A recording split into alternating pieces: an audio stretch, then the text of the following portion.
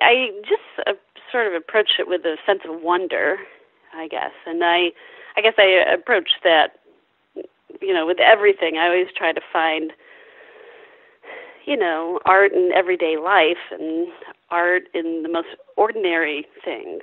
And so I guess the way I go into almost every situation is sort of like that. I sort of look around the edges for these askew moments, kind of like what makes up our lives anyway, these slightly awkward moments that happen. And that's the way I sort of approach, every assignment. I sort of, some of the most rewarding moments I've ever found have emerged from, situations that I least expected. So I try to approach every assignment with the same intensity of curiosity. So I think that's sort of the way I sort of approached the Republican National Convention. And the characters that were there, I've never seen before, and on the stage, and so what happens is, you have certain access points. Like, let's say I had access to the floor, they call it. So that's the main floor, and so you're able to wander around, and so you're walking, and you stand right there and hear Anderson Cooper walks by, or Karl Rove, or Giuliani, and it's just this weird sort of, I've been in this business long enough that I'm not starstruck or anything like that, but it's just this weird meld of normal Republican citizens with these really, these people that are so famous now, and Donald Trump is right there too, and so it's a real. But it was 4 days, very intense days, long days to 4 o'clock in the morning, very late deadlines, which is always sort of a struggle. And on when Trump, his speech went over his normal, half hour, supposed to be a half hour, so it sort of blew our deadline. And so I was on the floor, and I was supposed to get the balloons coming down and everything. So it pushed everything so late, and we had another photographer above, so he was able to send the pictures where I could not, because we weren't able to have laptops on the main floor there. So here's me with, literally like 50 other photographers around the stage, and we were all on our knees so the people behind us could see. And so it's just this weird. And so when you're taking the picture, it's like you just have his face so close to you in a box. It's really quite weird, Yeah, this very famous person, and you're like on his eyeball. Like, that's how close you could get, And it's just sort of this weird, and the other thing too, it's like we all bring, it's it's very important to be objective, and no matter what situation you're in, no matter what your own personal feelings are, it is your job to view things in front of you as they are, and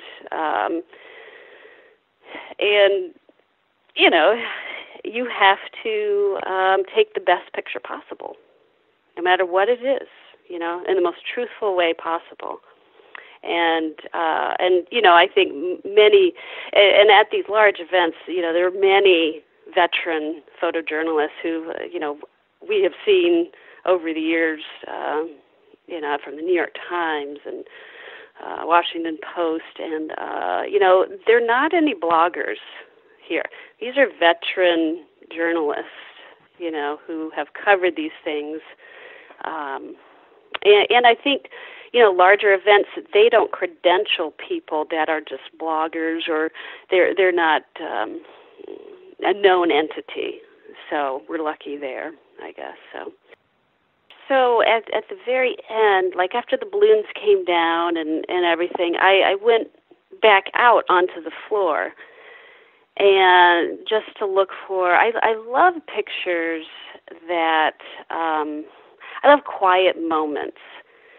You know, and in fact, I usually don't like these huge events. I know I've said these huge events have happened in Cleveland, but I really, I would rather take pictures like in a old church basement or something, and women making cookies or something. Like I don't like these huge events, really, you know, and I don't really, I love everyday people, and you know, when I get around famous people, I'm like, you know, I just like the everyday people who I find, I'm so in awe, actually, of just everyday people making it.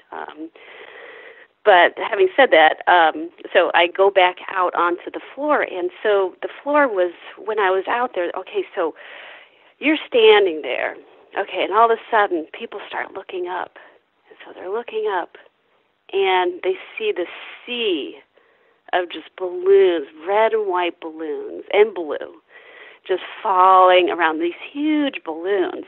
Okay, so everybody's just like, oh, you know, so they're stretching up their arms and, you know, feeling these, you know, have their arms stretched out, feeling these balloons come down on them, just with these, you know, great faces. It felt like, you know, probably to them like New Year's Eve or something. And so, and they keep coming and coming. And so all of a sudden, you are to your knees in balloons.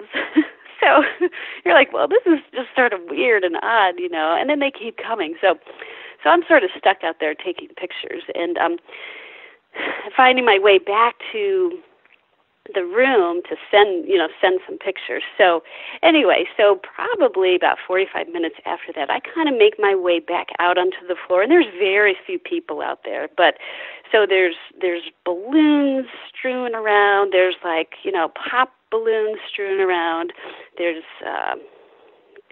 what do you call it, you know, the graffiti, what's that stuff that falls? Yeah. Anyway, glitter.